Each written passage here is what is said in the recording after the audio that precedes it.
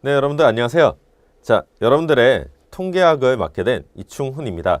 자, 여러분들은 주변에 굉장히 많은 데이터와 아니면 자료들 속에서 파묻혀서 여러분들 현대에 살면서 있어서 여러분들은 굉장히 그 가운데 있단 말이에요. 그렇죠? 그런데 자, 우리가 그러한 많은 자료, 그렇죠? 뭐 구글이라든지 네이버라든지 이러한 자료를 통해서 우리가 얻을 수 있는 건 많지만 실제로 그게 어떻게 우리가 이용해야 되는지 아니 이 자료를 해석해야 되는지가 자 불분명하다 이거라는 겁니다. 자 그래서 우리가 어떠한 공부를 하든지 간에 아니면 우리가 어떠한 학문을 공부하든지 간에 항상 요 많은 데이터를 우리가 뭐한다 옥석을 뽑아서 뭐에 우리가 필요한 그 형태로 가공을 해서 자 보기 좋게 기술한다 혹은 이렇게 우리가 나타낸다라고 생각하실 수 있습니다. 자 그래서 우리가 그 나타내는 그 기술이라든지 아니면 그런 것들을 통계라고 생각하시면 되겠고요.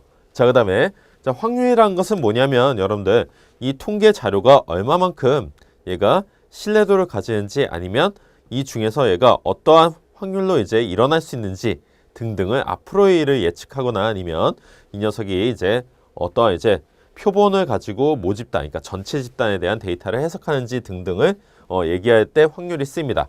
다시 말해서 뭐냐면 통계와 확률 같은 경우는 서로 뭐하다? 서로 이제 뗄래야 뗄 수 없는 관계가 되겠다 라고 생각하시면 되겠습니다. 그래서 우리 확률 같은 경우에는 제가 이제 처음에 통계학을 공부할 때 제가 이제 어떠한 이제 형태로 수업을 진행할 것인지 잠깐 얘기를 하도록 하겠습니다. 자 보시면 제가 처음에 이제 통계학 얘기를 할 때요. 첫 단원에서 우리가 어떻게 기술을 하는지 그리고 어떠한 형태로 우리가 통계 자료를 그래프로 나타내는지에 대해서 중점적으로 배우게 되어 있고요. 그 다음에 요것을 통해서 우리가 추론할 수 있는 기법 등등 간단한 것을 한번 알아보고 그 다음에 뭐한다? 우리가 이제 확률에 대한 우리 고등학교 때 배웠던 그 기초적인 확률에 대한 공부를 좀 한 다음에요. 자, 그 다음에 확률과 통계를 서로 연관지어서 신뢰도라든지 아니면 여러 가지 등등을 해석하고 추론하는 방법에서 배운다라고 생각하시면 되겠습니다. 자, 그래서 자, 확률과 통계에 대해서 오늘 이제 강의를 시작해 보도록 하겠습니다. 자 이제 서론인데요 여러분들 서론이라고 해봤자 여러분들 앞에서 간단한 용어 정리를 하는 거예요 알겠죠? 그래서 자 어차피 뒤에서 나오지만 여러분들 가볍게 이제 우리가 리마인드 시키고 그리고 이제 뭐 한번 이제 편하게 수업을 듣자라는 마인드에서 이제 서론을 한다라고 생각하시면 되겠습니다. 자 이제 첫 번째 우리가 모집단과 표본에 대해서 나왔는데요. 자 모집단과 표본이란 말은 여러분들 굉장히 많이 들었을 텐데요. 사실상 이제 막상 이거를 해석해봐라 이렇게 얘기하면 좀 힘듭니다 알겠죠? 그래서 자, 우리는 뭐라고 생각하시면 되냐면 자, 모집단 같은 경우에는 전체 데이터를 모아놓은 곳이다 라고 생각하시면 되겠고요. 특정한 우리가 어떠한 데이터를 수집을 할 때요. 그 수집할 수 있는 그러한 이제 데이터들을 이제 변수라고 얘기하는데요. 좀 이따 얘기를 합니다. 알겠죠? 이 변수들을 모두 모아서 우리가 한데 묶어놨다 해서 모집단이라고 얘기하면 되겠고요. 그 중에서 모집단의 양이 굉장히 클 수 있어요. 왜냐하면 지구상에 있는 모든 사람의 어떠한 이제 머리 색깔이라든지 이런 걸 조사를 할 때 이 모집단의 데이터들을 우리가 모두 조사해서 활용한다 하면 굉장히 많은 데이터고 비효율적일 거예요. 알겠죠? 그래서 자 그러면 우리는 이러한 모집단에 대한 데이터를 뭐한다? 일부 아주 소량만 우리가 추출해서 우리가 표본을 구해서 이 표본을 가지고 뭐한다? 모집단을 예측한다라고 생각하시면 되겠죠. 그래서 자 모집단과 표본의 관계는 일종의 뭐다? 얘가 모집단의 표본이 포함이 된다라고 생각하시면 되겠습니다. 자, 그 다음에 이제 용어 정리를 할 건데요. 자, 방금 전에도 얘기를 했지만 이러한 이제 전체 데이터 중에서 우리가 일부만 뽑아다가 뭐한다? 모집단을 추론한다. 그러면 자, 표본을 추출합니다. 이 말은 무슨 말이야? 모집단에서 우리가 꼭 필요한 거. 자, 모집단에 좀 들어맞을 수 있는 정확하게 들어맞을 수 있는 그런 데이터를 추출한다라고 생각하시면 되겠죠. 일부만.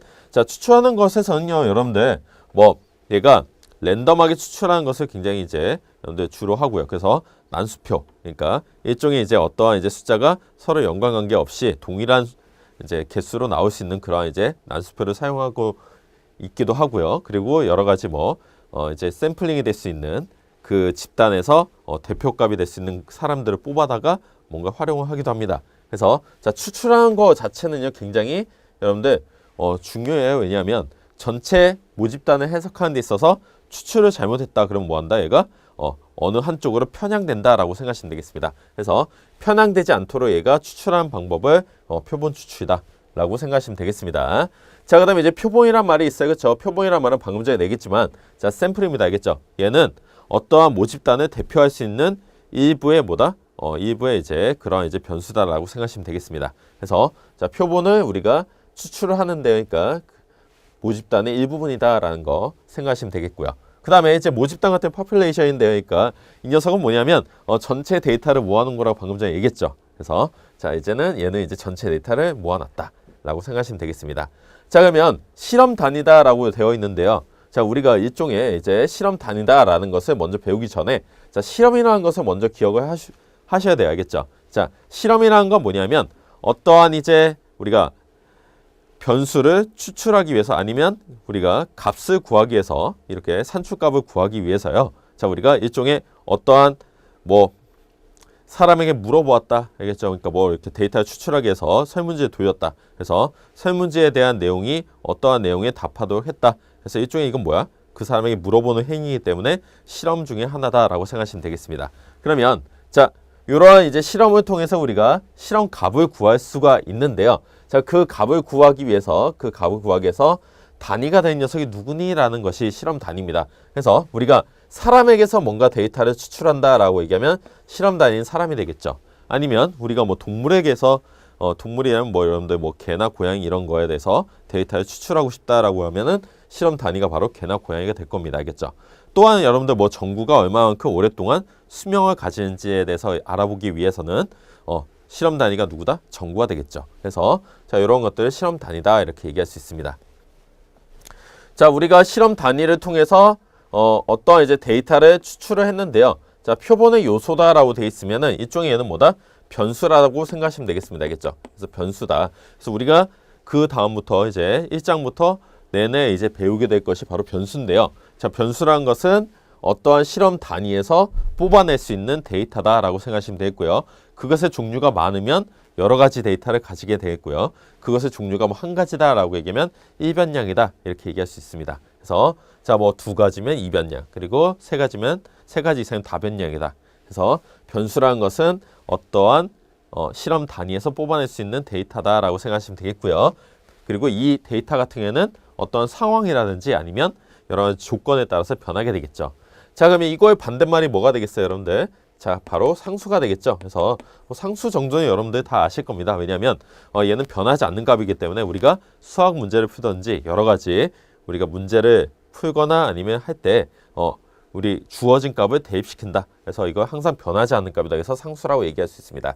그래서 우리가 통계라는 얘기를 할 때는 주로 변수에 대해서 얘기를 하는 거고요. 자, 그리고 일정한 데이터를 입력할 때는 상수라는 데이터를 우리가 쓴다라고 기억하시면 되겠네요. 그래서 간단하게 우리 용어 정리 잠깐 했고요. 자, 그 다음에 용어 정리 하나만 더 보도록 하겠습니다.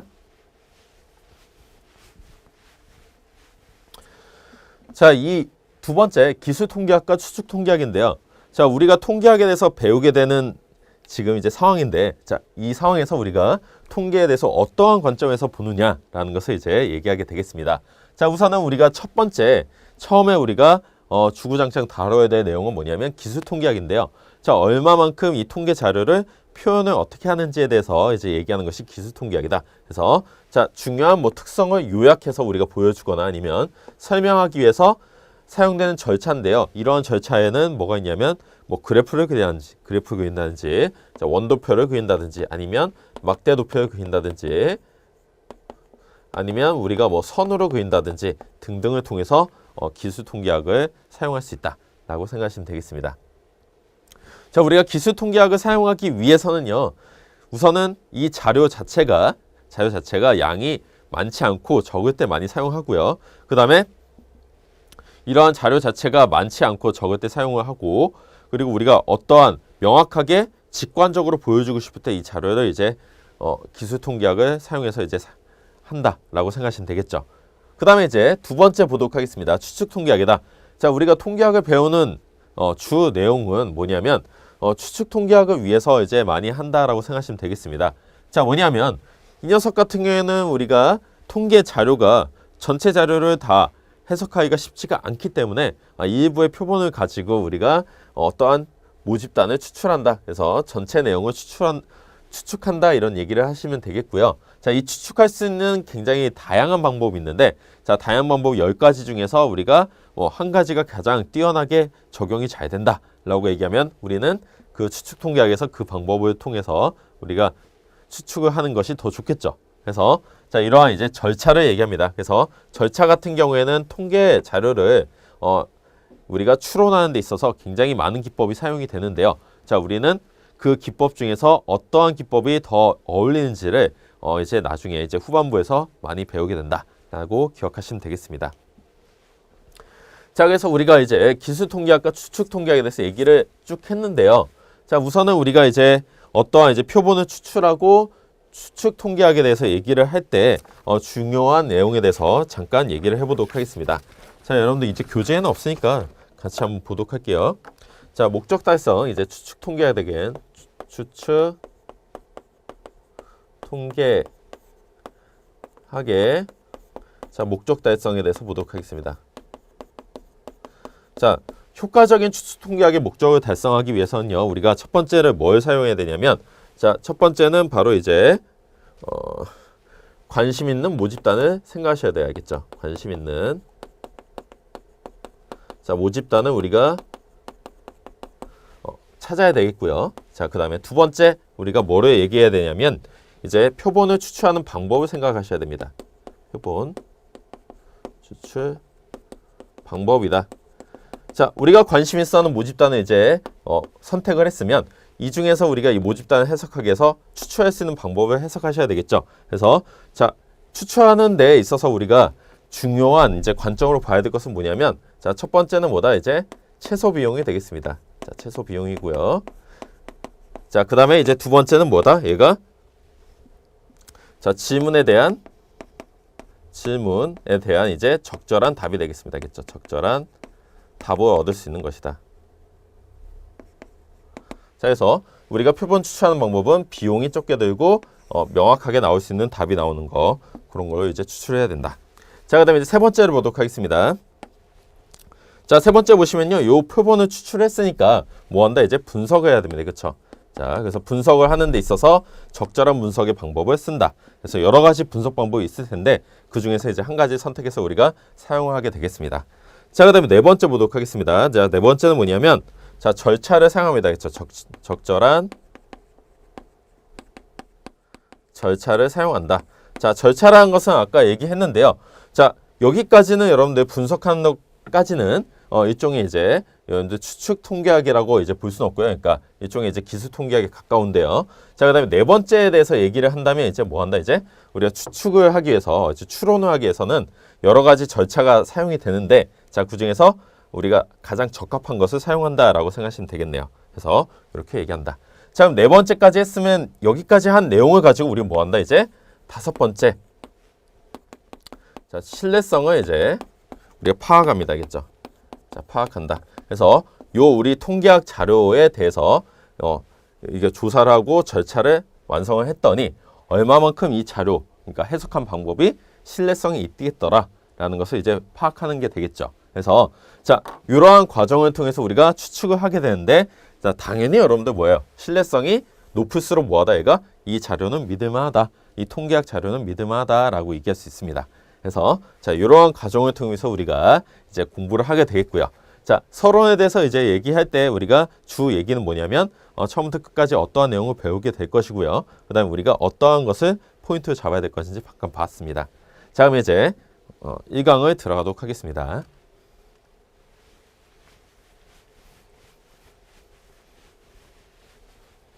자, 앞서서 얘기를 했지만 우리가 기술 통계학에 대해서 먼저 이제 배우게 되는 거야겠죠. 그래서 자, 기술 통계학에 대해서 배우게 되는데 이 통계학 자료들을 어떻게 그래프로 나타낼 수 있는지를 한번 보도록 하겠습니다. 자, 첫 번째 우리가 이제 얘기를 할 때 변수라든지 이제 자료에 대해서 용어 정리를 한번 해보도록 하겠습니다. 자, 제가 앞서서 얘기를 했지만 우리가 이제 강의를 할 때 뭐 1강이다, 2강이다, 3강이다 이렇게 얘기를 할 때요. 첫 번째 이제 시작할 때는 항상 용어 정리 등등을 이제 먼저 하고 시작을 하도록 하겠습니다. 왜냐하면 용어를 모르면 어떡한다? 우리가 뭔가 이제 알아듣기가 쉽지가 않죠. 그래서 자, 그럼 이제 변수와 자료에 대해서 얘기를 할 건데요. 자, 변수라는 것은 방금 전에도 얘기했지만 뭐예요? 얘는 이제 어떤 이제 고려조인 개체. 자, 개체라는 것은 방금 전에 얘기했지만 실험 단위 등을 얘기하는 게 되겠습니다. 자, 이러한 이제 실험 단위를 얘기하는데요. 자, 이런 실험 단위가 뭐 대상 또는 시간에 따라서 자, 변하는 특성이다라고 생각하시면 되겠습니다. 그래서 다시 말하면 뭐다? 얘가 변수는 변하는 숫자다. 혹은 변하는 뭐 어떤 이제 그런 이제 데이터다라고 생각하시면 되겠습니다. 자, 그다음에 실험 단위 같은 경우에는 뭐예요? 얘가 개체나 대상이라 이렇게 얘기했죠. 그래서 자, 측정되는 개체나 대상이기 때문에 자, 얘가 실제로는요. 그 실험 단위에서 추출할 수 있는 변수가 한 종류라 얘기할 수는 없고요. 자, 여러 가지 종류의 변수를 추출할 수 있지만 자, 이 실험 단위에서 우리가 관심 있는 그 변수를 뽑아내는 거가 되겠죠. 그래서 자, 이런 것들을 이제 뽑아낼 때 자, 그거의 대상이 되는 녀석을 뭐 한다? 실험 단위다.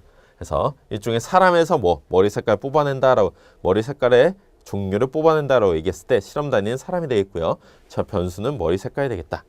이런 거 기억하시면 되겠습니다. 자, 그럼 이제 이러한 이제 변수들을요. 자, 모든 주사자, 그러니까 모든 주사자 아니면 모든 그 실험 단위에서 뽑아낸 그 데이터들을 모두 모아서 자, 만드는 것을 뭐다? 이게 모집단이다 라고 생각하시면 되겠고요. 그래서 모든이다 라고 생각하시면 되겠습니다.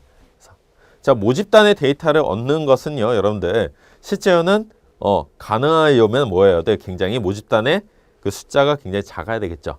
만약에 모집단의 숫자가 지구 정도의 크기의 이제 뭐 사람들 전부를 얘기한다. 아니면 뭐 전체 굉장히 많은 숫자를 요구한다라고 얘기하면 우리는 이 모집단의 데이터를 추출하는 것 자체가 굉장히 비용적으로 낭비가 되겠습니다. 알겠죠? 그래서 이런 것을 조사하는 것은 쉽지가 않다. 혹은 여러분들 이제 아예 조사가 힘들다라고 생각하시면 되겠습니다. 그래서 뭐 정부가 오랫동안 얼마만큼 수명을 가지니 라는 것을 하나하나 측정하는 것 자체는 불가능하다.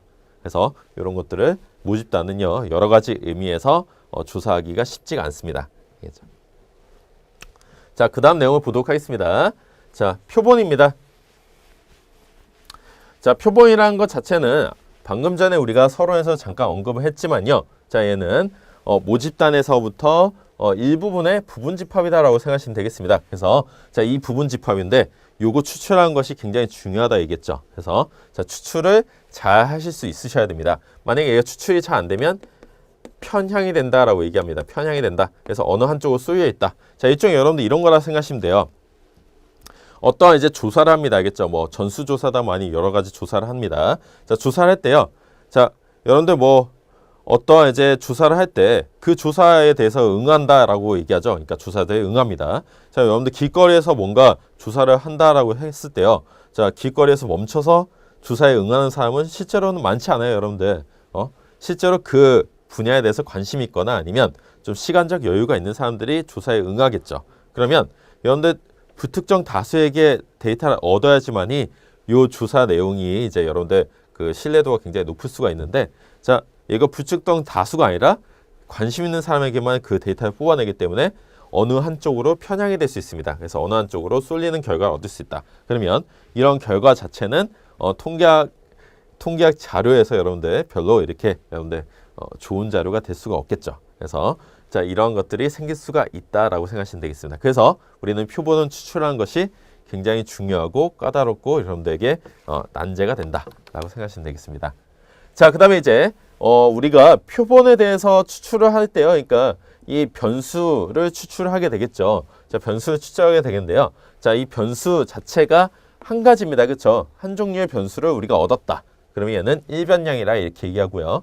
자, 얘가 두 가지를 얻었다라고 얘기하면 두 종류의 변수를 얻었다. 그러면 얘는 이변량이 되겠습니다. 근데 자, 우리가 실험량 뭐 단위에 대해서 어떤 결과값을 얻기 위해서 변수가 두 가지 이상이면 굉장히 해석하기가 쉽지가 않아요. 왜냐하면 한 가지 같은 경우에는 얘가 어떻게 뭐 비례나 아니면 반비례 아니면 단순하게 그래프나 아니면 여러분들 결과를 예측할 수 있는데, 자, 얘가 두 가지 변수가 되면 서로 간에 뭐가 생긴다?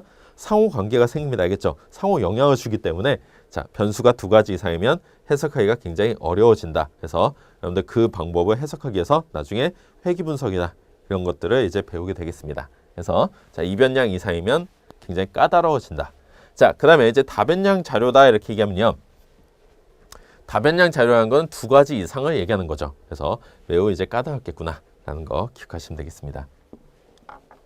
자, 그럼 우리 예제를 통해서 한번 보도록 할게요. 자, 예제를 보도록 하겠습니다. 자, 그러면 우리가 이러한 데이터가 있는데요. 이 데이터를 가지고 우리가 추출할 수 있는 변수가 몇 종류니라고 얘기하면요. 이 변수란 것을 몇 가지 요소로 우리가 뽑아낼 수 있니라고 해석할 수 있겠죠. 그러면 자, 몇 가지 요소를 우리가 뽑아낼 수 있는지 보도록 하겠습니다. 자, 학생이 5명이에요. 그렇죠? 학생 1번, 2번, 3번, 4번, 5번은 아니에요. 알겠죠? 그래서 얘는 변수는 아닙니다. 그렇죠? 그러면 자, 여기서 뽑아낼 수 있는 것은 뭐다? 성적에 대한 데이터를 뽑아낼 수 있을 거고요. 그 다음에 이제 성별에 대한 데이터를 뽑아낼 수 있을 거고요. 그 다음에 학년에 대한 데이터, 그리고 전공에 대한 데이터, 그리고 신청 합정에 대한 이제 데이터를 뽑아낼 수가 있겠습니다. 단순히 우리가 변수를 요소를 뽑아내는 것은 여러분들 그렇게 어렵진 않아요. 그렇죠? 그냥 뽑아내면 되는 거니까. 근데 자, 이 변수들끼리의 상호 관계를 통해서 학생의 점수가, 그러니까 이런 이제 학점이라든지 이러한 등등이 서로 어떠한 연관관계를 가지니라고 우리가 예측을 하려면 굉장히 까다로운 방법이 되겠습니다. 그래서 서로의 상호관계를 이제 얘기할 때는 굉장히 어렵지만 단순히 데이터가 몇 종류니라고 얘기하면 그것은 이제 어렵지 않다라고 생각하시면 되겠죠. 자, 이제 변수의 종류에 대해서 한번 보도록 하겠습니다. 자, 우리가 통계학을 맨 처음에 공부를 할 때요. 가장 이제 처음에 좀 까다롭게 생각하는 것이 여기에요. 알겠죠? 그래서 자, 변수의 종류에 대해서 우리 용어 정리를 간단하게 한번 해보도록 할게요.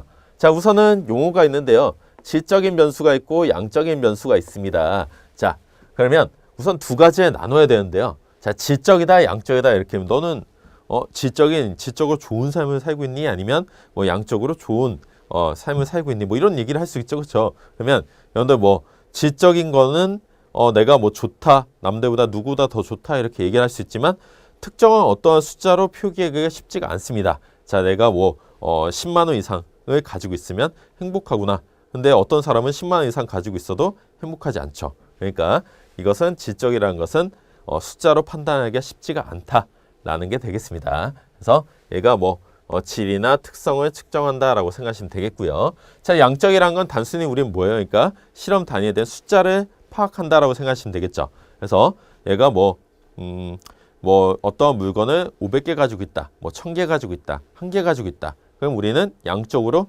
1000개 가지고 있는 사람이 훨씬 더 많구나 라는 것을 우리가 해석할 수 있겠습니다. 그래서 자, 우리가 수량이나 양을 측정할 때 양적인 변수를 쓴다 라고 생각하시면 되겠죠. 그럼 예시를 한번 들어볼 게 뭐냐면 이제 머리의 색깔이다 라고 얘기하면요, 색에 대한 것은 얘가 숫자에 대한 개념은 아니에요. 알겠죠? 이제 숫자에 대한 개념은 아니고요. 일종의 뭐다? 머리색이다 하면은 얘가 노란색이다, 아니면 검정색이다, 아니면 얘가 이제 브라운이다, 그러니까 갈색이다 이렇게 얘기를 하시면요.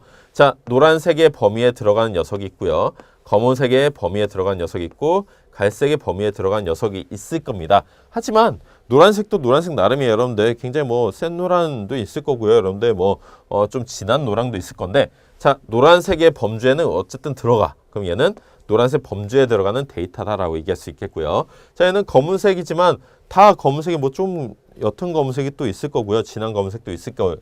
그렇죠? 그래서 이러한 검은색의 범주에 들어간 녀석들을 모아놨다. 자, 얘는 갈색의 범주에 들어간 녀석을 모아놨다. 그래서 자, 우리가 질적인 변수에는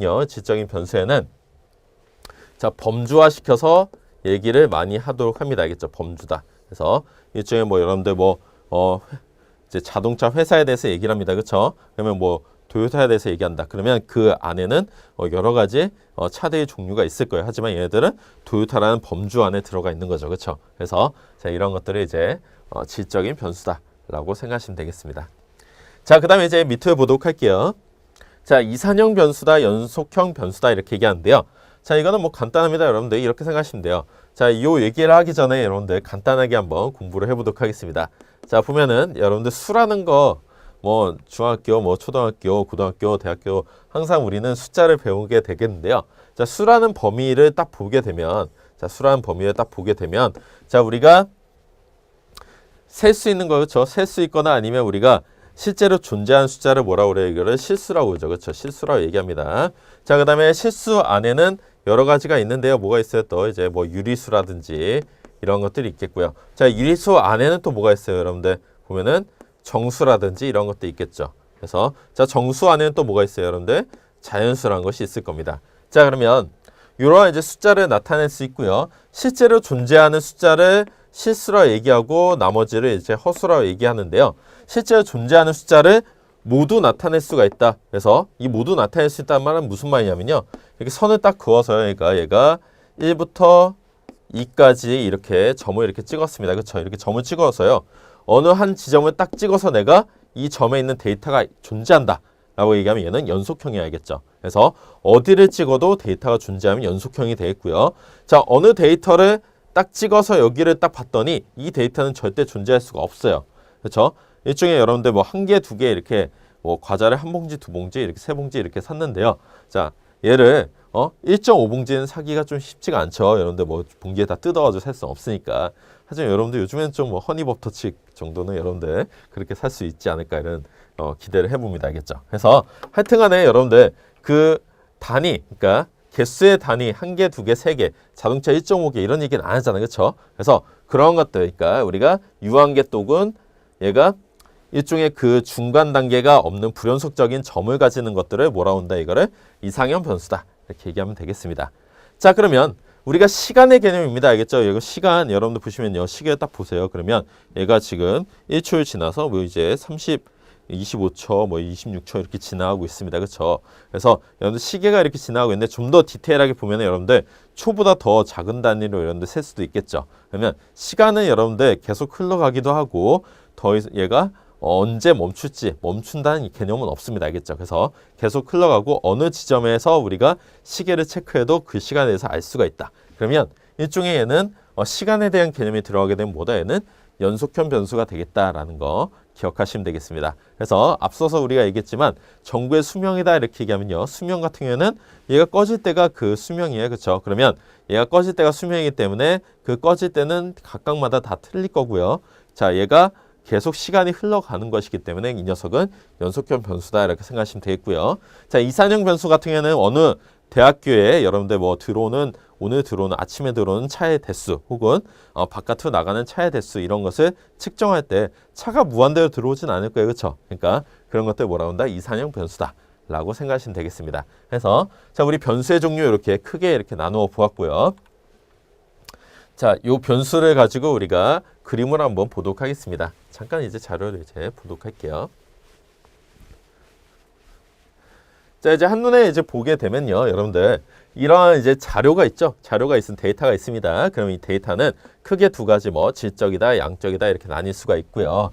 자, 그다음에 자, 우리가 양적이라는 것은 숫자에 대한 개념을 얘기하고 질적이라는 것은 숫자에 대한 개념을 얘기하지 않는데 우리 이제 숫자에 대한 개념이 들어가도 질적인 변수에 들어가기도 해야 알겠죠. 그래서 뭐 여러분들 뭐 1이다, 2다, 3이다 해서 1 구간에 포함되는 어떠한 등등, 2 구간에 포함되는 어떠한 등등, 3 구간에 포함되는 어떠한 등등인데 야, 1, 2, 3 같은 경우는 숫자긴 하지만 얘는 일종의 뭐야? 범주를 뜻하기 때문에 범주 또한 얘도 질적인 변수가 된다라는 거 기억하시면 되겠습니다. 자, 양적인 것은 우리가 숫자를 세는 것인데요. 방금 전에 얘기했지만 이산형 같은 경우는 얘가 우리가 이제 가상계, 그러니까 셀 수 있는 것이고요. 자, 연속형이란 것은 뭐한다? 얘가 무한정 우리가 이제 뻗어나갈 수 있는 것이고 얘가 빈 공간이 연속적이다. 그래서 없다라고 생각하시면 되겠습니다. 자, 그래서 이제 그래프를 한번 나타내 보았습니다. 자, 그 다음 볼게요. 자, 예제를 이제 공부를 해보도록 하겠습니다. 자, 예제 보면 여러분들 이제 이해가 되실 거예요. 항상 여러분들 공부를 할 때요. 자, 공부를 할 때 어떤 이제 내용을 공부하고 나서 한참 후에 문제를 풀려고 하면 대입이 잘 안 됩니다. 그래서 여러분들은 항상 어떠한 습관이 되냐면 그 내용을 배운 다음에 바로 예제를 한번 풀어보시고요. 제가 이제 핸드아웃 나온 자료에서 연습 문제도 여러분들 한번 풀어보시면은 그 내용에 대해서 확실하게 이해가 되겠죠. 그래서 자, 이러한 이제 수학계통의 문제, 수학계통의 내용 같은 경우에는 항상 문제를 같이 이제 예제를 풀어보는 습관을 들인다. 그래서 그렇게 생각하시면 되겠습니다. 자, 그러면 이제 다음 변수들이 질적인지 양적인지를 구분하라 이렇게 얘기했는데요. 굉장히 쉽죠. 자, 가장 빈도가 높은 전자레인지 용도다 해서 조리, 해동, 데우기, 기타 등등이다 해서 얘는 여러분들 뭐 하나의 범주 혹은 이제 그런 이제 질적인 게 되겠습니다. 자, 전화조사에 대한 대답을 거절한 고객의 숫자다 해서 수니까 얘는 당연히 양적이 되겠죠.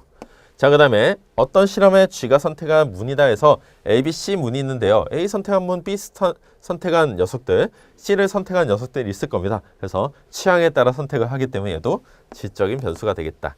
자, 그 다음에 자, 켄터키 뭐 더비에서 경주마가 우승한 이제 뭐 시간이다 이렇게 얘기하면 이 녀석은 우리가 딱 봤을 때 양적이겠지만 방금 전에 줄줄 얘기했죠. 시간의 개념이니까 얘는 연속형이다라고 기억을 해두시면 되겠네요. 자, 그 다음에 어느 대학에서 영자심을 구독하고 있는 학생 숫자다. 그러니까 얘도 양적인 변수가 되겠다. 그래서 자, 이런 것을 기억하시면 되겠습니다. 자, 그 다음에 이제 범주형 자료에 대한 이제 도표다라고 생각하시면 되겠는데요. 자, 당연히 앞에서 우리가 범주에 대해서 얘기를 했잖아요. 그렇죠? 자, 범주에 대해서 얘기했는데 범주는 어디에 포함이 된다? 우리는 질적인 변수에 포함이 된다라고 생각하시면 되겠습니다. 그래서 자, 이 질적인 자료에 대한 이제 도표를 한번 보도록 하자.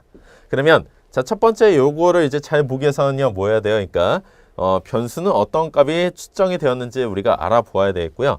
자, 그 다음에 각 값은 몇 번이나 발생했는지를 알아보셔야 되겠습니다. 그래서 발생했다라는 것은 이제 여러분들 이제 도수라고 얘기를 하고요. 자, 이제 도수라고 얘기하고 얘가 얼마만큼 발생을 했는지 이제 프리퀀시 이제 얼마만큼 얘가 발생을 했는지가 전체 발생한 도수 중에서 얼마나 차지하는지를 상대 도수다 이렇게 얘기한다. 그래서 그 얘기를 이제 해볼게요. 자, 그러면 얘가 얼마나 발생하는지에 대한 이제 나타내는 방법이 있는데, 자, 이 나타낼 수 있는 방법이 뭐냐면 발생할 수 있는 도수다. 그래서 뭐 A라는 문에 G가 갑니다. 그렇죠? 통과를 했다. 그러면 A라는 문으로 간 녀석이 3마리다. 자, B라는 문으로 들어간 녀석이 2마리다. 자, C라는 문에 들어간 녀석이 뭐 5마리다. 이렇게 얘기하면요. 자, 얘가 A라는 범주에는 도수가 3이 되겠죠. 그래서 뭐 그런 거 얘기합니다. 자, 그 다음에 이제 각 범주의 이제 상대 도수다 이렇게 얘기하면요. 전체 우리 도수 중에서 얘가 얼마만큼 차지하니 라는 것을 얘기하는 게 되겠고요. 자, 우리가 요거를 계산하는 법을 이제 좀 이따 배울 텐데, 자, 결국에는 전체 합은 1이 된다라는 거 기억하시면 되겠습니다. 그 다음에 요것을 나타낼 수 있는 방법이 뭐다? 배분율이 또 있겠죠. 그래서 배분율을 나타낼 수 있는 방법이 있다. 그래서 이제 계산하는 방법 보면요. 예를 들어서 자, 상대 도수라는 것은 여기 n입니다. 그렇죠? 자, 우리가 스몰 n이다 이렇게 쓰면요. 실제적으로 누구를 뜻하냐면 얘는 자, 표본의 숫자다 이런 것을 많이 얘기해야겠죠. 샘플의 숫자다. 그리고 자, 라지 n으로 쓰면 얘는 자, 모집단이다 이렇게 생각하시면 되겠습니다. 그래서 요거 기억을 해 두시고요.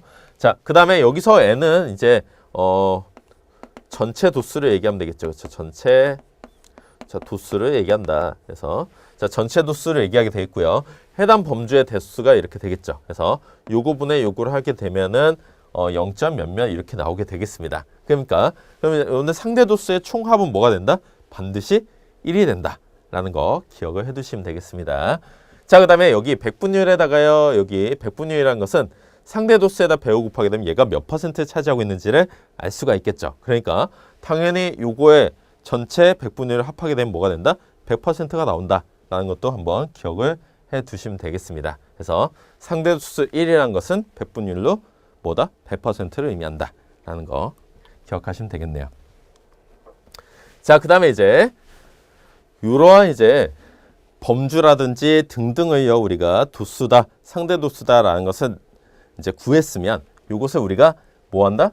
보기 좋게 요약해서 나타낼 수 있는 방법이 있겠죠. 그래서 아까 기술한다라고 얘기했습니다. 이런 것들요. 자, 기술한 방법은 뭐가 있어요? 얘가 원도표가 있겠죠. 원으로 나타낸다는 거예요. 그러니까 자, 막대도표라는 것은 이런 식으로 나타낸다는 얘기가 되겠죠. 그래서 이런 식으로 나타내는 것을 막대도표다라고 생각하시면 되겠습니다. 그래서 원도표라든지 여러분들 막대도표라는 것들은요. 여러분들 뭐 중학교, 뭐 초등학교 때 굉장히 많이 했던 내용이고요. 실제로 우리가 회사에 들어가서도 이 자료를 많이 활용을 한다라는 거 기억하시면 되겠네요. 자, 막대도표 같은 경우는 뒤에서 우리가 한번 보게 되겠고요. 그 다음에 이제 원도표를 그릴 수 있는 방법이 되겠는데요. 여러분들 뭐 다 아시죠? 얘가 원이 360도라는 건 여러분들 누구나 다 알고 있습니다. 아직 모르시면 지금 하시면 돼야겠죠. 그래서 자, 얘가 360도인데요. 자, 각각의 이제 각도가 이렇게 있을 거예요. 그렇죠? 각도가 이렇게 있다. 자, 각도가 이렇게 있는데요. 이 각도가 클수록 데이터의 양이 어떻다? 많이 존재한다. 많이 이 전체 데이터 중에서 우리가 많은 도수를 차지한다라고 생각하시면 되겠죠. 그러면 요거의 각도를 우리가 구할 수 있는 방법은 뭐다? 360도를 상대 도수에다 곱한다. 그럼 얘가 각도가 나온다라고 생각하시면 되겠습니다. 그래서 자, 우리가 원도표 딱 나타내면요. 좋은 점이 있어요. 좋은 점이 뭐냐면 명확하게 어느 범주의 도수가 차지하고 있는 크기가 보입니다. 알겠죠? 그래서 여러분들 뭐 피자 이제 시켜 먹으면 여러분들 세 조각 먹으면 굉장히 티가 많이 나듯이 한 조각 먹을 때보다도 세 조각 먹는 게 굉장히 티가 많이 나야겠죠. 그러니까 얘가 어느 만큼의 양을 차지하고 있는지 정도를 명확하게 알기가 좀 쉽다라는 거 생각하시면 되겠고요. 그 다음에 자 막대형이다 이렇게 되어 있으면요. 자 이렇게 되어 있으면 제 어느 녀석이 누가 전체 중에서 차지하고 있는 비율은 좀 알아보기가 쉽지가 않아요. 여러분들 뭐 딱 봤을 때 이거 50%다라고 얘기할 수 있나요? 절대 할 수가 없습니다. 알겠죠? 근데 우리가 요거 딱 봤을 때 알 수 있는 건 딱 하나 있어요. 뭐냐면 이 녀석이 압도적으로 많구나. 그래서 가장 많아 보이는 녀석, 가장 적어 보이는 녀석이 좀 명확하게 드러난다 라고 생각하시면 되겠죠. 그래서 자 원도표와 막대도표는 제가 간단하게 설명을 했지만 당연히 쓰이는 분야는 어떻다? 기술하는 분야가 다르다라고 생각하시면 되겠습니다. 그래서 이런 거 공부하시면 되겠고요. 자, 그 다음에 한 가지 여러분들 더 공부를 하시면 뭐냐면 자, 막대도표를 나타낼 수 있는 것은요. 뭐 A, B, C, D 이런 순으로 나타내는 게 원래 정석이죠. 그렇죠? 왜냐하면 이제 그게 더 여러분들 보기 좋으니까. 하지만 여기 B, C, A, D로 이렇게 나타냈습니다. 그 이유는 뭐다? 큰 순서부터 작은 값을 이렇게 나타낸다라고 생각하시면 되겠는데요. 자, 이런 것을 뭐라고 한다? 파레토 도표다 이렇게 얘기합니다. 그래서 이런 방법 또한 이제 쓰이게 되겠다. 그래서 자, 우리는 이 자료를 통해서 등급이 누가 제일 많고 적은지를 명확하게 알아보기가 좀 쉽게 되겠네요. 그렇죠? 그래서 이렇게 나타내는 방법이 있다. 자, 우리 예제를 한번 풀어보도록 하겠습니다. 자, 예제 이제 1-3인데요. 자, 공교육에 대한 조사에 대해서 400명의 교장에게 교육의 질에 관하여 등급을 부여하게 되었대요. 그렇죠? 자, 그러면 그 결과에 대해서 원도표와 막대도표를 작성을 하래요. 그렇죠? 그런데 이제 가장 이제 기초적인 거 공부를 한번 해보도록 하겠습니다. 자, A라는 범주의 도수가 몇이에요? 35죠. 그렇죠? A 등급 굉장히 많네요. 그렇죠? 자, 그러면 이제 B라는 등급에는 몇 명 있어요? 그러니까 260이 있죠. 그렇죠? 그래서 얘가 260명이 있는데요.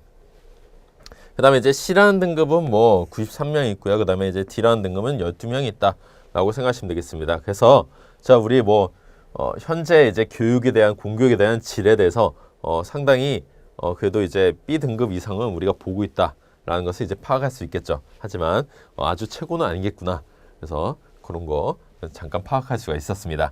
자, 그러면 자 보시면 A, B, C, D라는 이 범주가 있는데요. 자, 전체 도수가 400이에요. 그렇죠? 자, 400이다. 그러면 자, 각각의 도수가 이렇게 있는데 원도표 나타내서 우리는 뭐를 구한다? 상대 도수 반드시 구해야 되겠죠. 그렇죠? 상대 도수를 구한다. 자, 상대 도수 구하는 방법 방금 전에 했는데 기억이 나시나요? 저도 가끔 단기 기억 상실증이 있어가지고 금방 까먹긴 하는데 여러분들 금방 이제 기억이 나실 거예요. 그렇죠? 자, 전체 도수 나누기 뭐 한다 얘가 각각의 범주의 도수가 되겠죠. 자, 범주의 도수가 되겠습니다. 자, 그러면 이 범주의 도수를 전체 도수 나누게 되면 얘가 요 상대 도수 값이 나오게 되는데요. 자, 각각을 우리가 구했더니 여러분들 문제가 틀렸어요. 그렇죠? 자, 그 이유는 뭐 때문이다? 계산을 잘못했다. 알겠죠? 그래서 전체 합이 1이 나오는지 안 나오는지 우리 꼭 확인을 한번 해보자. 알겠습니까? 자, 그래서 요거를 구했더니요. 자, 상대 도수 구하고요. 그 다음에 우리 원도표 구하기서는 상대 도수에다 뭘 곱한다? 자, 상대 도수에다가 곱하기 몇을 해줘요? 우리 360을 해주죠. 그래서 자, 요것을 해주면 각각의 각도가 나온다. 요거 앞에서 했던 거 잠깐 복습을 했습니다. 자, 그러면 제가 이제 휘리릭 했다라고 생각하고요. 자, 표를 한번 보도록 하겠습니다. 자, 표를 보면요. 자, A라는 녀석은 얘가 0.09 상대 도수가 이렇게 되겠고요. 전체 합이 1이 된다는 거 이제 파악할 수가 있겠죠. 그 다음에 자, 여기다가 이제 360도를 곱하게 되면 각도가 나오게 되겠고요. 그 다음에 여기다가 100을 곱하게 되면 뭐가 나온다? 백분율이 될 수가 있습니다. 그래서 자, 우리 원도표를 딱 그렸더니요. 자, 보니까 얘는 B는 얼마예요? 이거 요 정도 각도를 가지고 있죠. 그래서 B라는 녀석은 234도를 가지고 있겠고요. 얘가 명확하게 굉장히 많이 있구나라는 것을 알 수가 있습니다. 알 수가 있겠죠? 그 다음에 여러분들 뭐 B라는 녀석이 많다는 것은 막대도표도 충분히 가능한 얘기야겠죠. 하지만 자, 여기서 C라는 녀석이 전체에서 얼마만큼 차지하는지 정도를 딱 봤을 때는요. 얼마 정도 차지하는지 보니까 한 4분의 1보다 좀 적게 차지한다라는 것을 한눈에 파악이 가능합니다. 알겠죠? 그래서 얘가 직관적으로 좀 파악하기 힘들겠네. 그렇죠? 직관적으로 우리가 파악하기가 좀 쉽다. 그래서 원도표 나타내니까 얘가 얼마나 얘가 차지하고 있는 비율을 우리가 금방 알 수가 있다라는 것을 생각할 수 있습니다. 자, 그다음에 우리가 상대 도수 같은 경우에는요. 이제 막대 그래프로 그리게 되면요. 자, 여기에다가는 이제 범주를 써주시면 되겠고요. 자, 그 다음에 여기 Y축에는 뭘 써준다? 우리가 상대 도수, 뭐 0.2, 뭐 0.4 등등을 여기다 이렇게 나타내면 되겠죠. 그래서 저 이렇게 나타낸 것을 한번 막대표를 보도록 하겠습니다. 자, 보게 되면 이렇게 나타낼 수가 있죠. 자, 그래서 자, 딱 보니까 B라는 녀석이 굉장히 많이 있구나라는 것을 알 수가 있고요. 그 다음에 자, D라는 녀석이 굉장히 조금 있구나라는 것을 알 수가 있습니다. 그래서 이렇게 상대 도수를 가지고 막대 도표를 그렸다라고 얘기할 수 있는데요. 자, 이 녀석은 상대 도수로 나타낸 것이 아니라 뭐죠? 도수로 나타냈죠. 그래서 자, 도수로 나타냈고 막대로 나타냈다 이걸 얘기하면은 얘는 도수 히스토그램이다 이런 얘기를 많이 하고요. 그 다음에 자, 여기에 이제 도수를 가지고 상대 도수 바꾸게 되면 뭐가 된다? 상대 도수 히스토그램이 된다라는 거 기억하시면 되겠습니다. 그래서 그런 거 되겠다. 자, 그 다음에 이제 네 번째 이제 양적 자료에 대한 이제 도표에 대해서 한번 보도록 하겠습니다. 자, 그러면 우리가 이제 양적 자료를 이제 도표로 나타냈는데요. 방금 전에 도표로 나타냈죠. 자, 도표로 나타냈는데 자, 대칭형이다 이렇게 얘기합니다. 알겠죠? 그러면 도표를 딱 나타냈을 때요. 자, 이 녀석이 이런 식으로 나왔다. 자, 이런 식으로 나왔습니다. 자, 그러면 얘 보니까요. 어때요? 얘가 쭉 이렇게 돼서 가운데를 중심으로 얘가 양쪽에 거울로 이렇게 어떻게 대칭이 되죠. 그래서 자, 요만큼 이동하면은 이 녀석도 이만큼 이동해서 똑같은 값을 가지게 되겠고요. 자, 그다음에 요거에 대한 얘기를 우리가 뭐 경험적인 규칙이다 혹은 체비셰프의 이제 뭐 이렇게 원래 규칙이다 이런 거 해서 여러분들 그거를 따질 때 많이 사용하는 것이 바로 대칭이 되겠습니다. 그래서 자, 가운데 값을 중심값을 중심으로 얘가 어떻게 한다? 얘가 같은 비율로 이렇게 점점 줄어들거나 늘어나는 것을 대칭형이다라고 얘기할 수 있고요. 그 다음에 이제 양적 변수에 대해서 이제 얘기를 해 보면은요. 자, 양적 변수에 대해 얘기를 해 보면 이 녀석은 뭐 유한계다 가상계다 이렇게 하면 이산형이고 여기가 무한계의 값을 가지면 연속형이다. 계속 반복입니다. 알겠죠? 그래서 이러한 용어 등등을 여러 번 반복하게 되면 여러분들 자연스럽게 기억에 남는다라고 생각하시면 되겠네요. 자, 그 다음에 이제 자, 원도표와 막대도표를 나타낼 때요. 나타낼 때 이제 양적인 것을 나타낼 때요. 얘가 어떠한 이제 소득을 우리가 조사를 했다고 생각을 해봅시다. 알겠죠? 그러면 이러한 이제 소득을 발생한 이제 빈도가 있겠죠. 그렇죠? 발생한 빈도가 있겠는데요. 자, 이제 발생한 빈도 등이요. 그러니까 우리가 어떠한 그 빈도들을 모두 나타내게 되면 뭐 두서가 없어요. 그렇죠? 그래서 얘가 그냥 뭐 전체를 이렇게 우리가 나타냈다. 그래서 양적인 데이터를 모두 나타내게 되면 우리는 그 데이터를 해석하기가 쉽지가 않을 거예요. 그렇죠? 그러니까 우리는 뭐 한다? 이거를 범주화시킵니다. 자, 범주화시킨다는 것은 뭐냐면 얘는 1부터 5까지는 이 범주에 포함이 될 거야. 그 다음에 뭐 얘가 5부터 10까지는 이 범주에 들어가. 그 다음에 10부터 15까지는 이 범주에 들어가. 이런 얘기를 할 수가 있죠. 그래서 자, 우리가 일종의 범주를 우리가 정해서 이 범주 안에 포함되는 그러한 이제 양적인 데이터를 나타낸다. 그래서 이렇게 나타낸 것을 우리가 요약해서 보면은 원도표와 막대도표로 우리가 나타낼 수가 있다라는 게 되겠습니다. 그래서 자, 얘는 질적인 데이터는 아니지만 양적인 것도 일종의 범주로 나타내서 우리가 표현하기 쉽게 해주는구나 라는 거 기억하시면 되겠네요. 자, 그러면 예제를 한번 보도록 하겠습니다. 예제를 볼게요. 자, 그러면 자, 자료는요. 얘가 2009년도에 어떤 회사의 예산 지출 내역이래요. 그렇죠? 자, 내역입니다. 자, 원도표와 막대도표를 작성하고 두 도표를 비교하라 이렇게 얘기했네요. 그렇죠? 자, 비교합니다. 자, 인건비가 얘가 뭐 127.5다 이렇게 얘기했고요. 얘가는 188.1억 원이다. 뭐 이런 얘기를 했죠. 그래서 자, 어떠한 비용이 많이 드는지 조금 드는지를 우리가 알고 싶어요. 자, 알고 싶습니다. 그래서 자, 범주라는 것을 이렇게 정했어요. 그렇죠? 인건비, 자, 운영비, 조달구입 뭐 이렇게 등등을 나타냈다. 우리가 뭐 인건비에도 굉장히 여러 종류의 인건비가 나갈 거예요. 그렇죠? 근데 그런 것들 하나하나 데이터에서 우리가 숫자로 나타내면 의미가 없다. 그러니까 얘들을 범주에 묶어서 이렇게 나타낸다라고 생각하시면 되겠습니다. 그래서 자, 범주에 묶었으니까 우리는 뭐를 이제 알 수가 있다?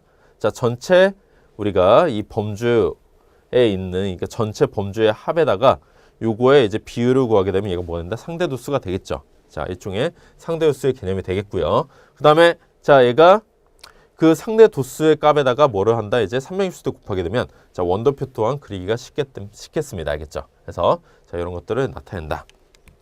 자, 그래서 우리가 그래프를 이렇게 나타낼 수가 있는데요. 자, 보면은 뭐 인건비 같은 경우에는 이렇게 나타낼 수가 있고요. 그 다음에 운영비는 이렇게 나타낼 수가 있지만, 자, 있지만 여기서 이제 우리가 숫자로 이렇게 주로 나타낸다. 알겠죠? 그래서 얘가 188.1억 원이다 라고 얘기하면 이 녀석이 이만큼을 전체에서 차지하게 되겠구나 라는 것을 한눈에 볼 수가 있겠죠.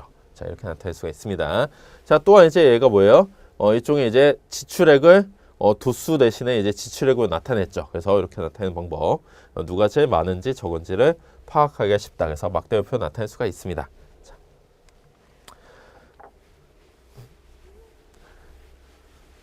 자, 이런 게 되겠죠. 자, 그 다음에 이제 보도록 하겠습니다. 자, 선도표를 보자. 자, 선도표라는 것은 뭐냐면요, 여러분들, 지금까지는 뭐가 얘가 불연속적인 점을 통해서 우리가 그림을 그렸는데요.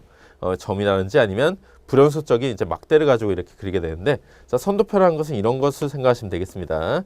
자, 얘가 쭉 뭔가 올라갔다가 이렇게 된다라고 이러한 이제 그래프를 그렸다. 혹은 자, 어떠한 이제 그래프를 그리니까요. 얘가 이 녀석이 이런 식으로 이제 그래프를 그렸다라고 생각하시면 되겠죠. 그러면 여러분들이 딱 눈으로 봤을 때는요. 자, 이 시점에서 얘가 올라갈 것인지 내려갈 것인지를 예측하기가 쉽다 어렵다? 비교적 쉬울 거예요. 그렇죠? 그래서 얘가 그 다음에 어떠한 경향을 가질 거다, 트렌드를 가질 거다라는 것을 알 수가 있고요. 이 녀석 같은 경우는 앞으로 계속 이제 뭔가 떨어지는 경향을 가질 거다라는 것을 볼 수가 있겠죠. 그래서 자, 우리가 뭐 주식이라든지 등등을 해석할 때 이제 우리가 이런 선도표를 많이 쓴다라고 생각하시면 되겠고요. 자, 앞으로의 동향을 우리가 파악하는데 우리가 이제 추론할 수 있는 그런 이제 근거가 될 수가 있겠죠. 하지만 뭐하다? 얘가 이 녀석이 반드시 여기에서 올라가는 보장은 없어요. 쭉 떨어질 수 있습니다. 그래서 자, 당연히 리스크가 있다. 그래서 자, 가장 많이 올라간 상태에서는 리스크가 굉장히 클 수도 있는 거죠. 그러니까 자, 그래서 얘가 1월에는 이랬고 2월에는 이랬고 3월에는 이랬고 뭐 이렇게 쭉 이렇게 뭐 이렇게 얘기를 할 수가 있겠고요. 뭐 얘가 봄에는 어땠고 여름에는 어땠고 겨울에는 어땠고 뭐 이제 그런 걸 얘기할 수 있습니다. 그래서 여기서 보면은요, 얘가 일종의 날짜가 이렇게 지나가거나 시간이 지나간다. 그래서 이걸 뭐라고 한다? 시계열 자료다 이렇게 얘기하면 알겠죠. 시간이 지남에 따라서 데이터가 변하는 자료를 바로 시계열 자료다 이렇게 얘기할 수 있고요. 자, 이러한 시계열 자료는 방금 전에도 얘기했지만 선도표를 나타내고 뭐를 알 수가 있다? 경향을 알 수 있는 그런 이제 방법이 되겠다. 그래서 자, 이런 예측을 할 수 있는 근거가 된다라는 거 기억하시면 되겠습니다. 그래서 우리가 주변에서 가장 이제 많이 쓰는 그런 이제 자료 등등이 뭐다? 선도표, 시계열 자료다라고 생각하시면 되겠죠. 자, 그러면 이제 예제를 한번 보도록 하겠습니다. 자, 선도표로 나타내 보래요. 그렇죠? 그랬더니 2002년에는 얘가 6.1이고요. 자, 2004년에는 7.3이고 2006년에는 뭐 9.6이고요. 얘가 2008년에는 15.4고 얘가 20.9입니다. 알겠죠? 그래서 얘가 이제 10억 원 단위가 되겠고요. 이렇게 나타낼 수가 있다. 그러면 자, 우리가 이렇게 숫자로 보게 되면은요. 물론 숫자로 봐도 알 수는 있어요. 그렇죠? 점점 늘어나고 있는 건 알 수 있는데 우리가 많이 늘어나는지 조금 늘어나는지 정도는 한눈에 파악하기가 쉽지가 않습니다. 그래서 자, 요거를 이제 그래프로 나타내 볼게요.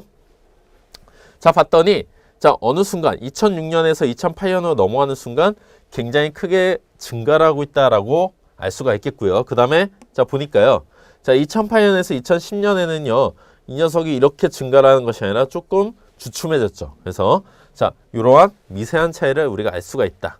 자, 이런 미세한 차이를 알 수 있으려면요. 자, Y축의 그런 이제 매출액이요. 그러니까 범위가 좁으면 안 돼요. 그렇죠? 얘가 범위 자체가 그러니까 5억 원 단위로 이렇게 범위가 되어 있죠. 그렇죠? 그래서 얘가 세부적으로 나타내면은 우리가 이러한 미세한 차이를 파악하기가 쉽다라는 걸 생각할 수 있고요.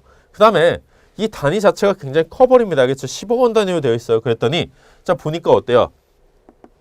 2006년에서 2008년 넘어갈 때 이렇게 올라가는 거는 우리가 알 수가 있어요. 그렇죠? 똑같잖아요. 알 수 있죠. 근데 자, 2008년에서 2010년으로 넘어갈 때 얘가 이 녀석보다 많이 늘어났는지 적게 늘어났는지를 파악하기 쉽지 않다. 그래서 우리는 세부적으로 얘가 어떻게 경향이 변할 것인지에 대한 그런 이제 유추할 수 있는 그런 근거가 이 범위를 이제 너무 이제 이렇게 매출액의 범위를 굉장히 넓게 잡게 되면 어떻게 한다? 우리가 파악하기 쉽지가 않다. 그래서 우리가 정확하게 해석하고 그거에 대한 이제 경향을 파악하기 위해서는 뭐 한다? 얘가 세부적인 데이터로 나타내는 것이 좋겠고요.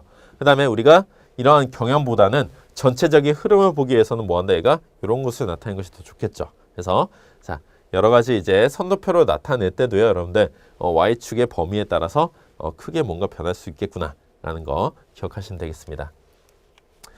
자, 그 다음에 이제 점도표를 공부를 해보도록 하겠습니다.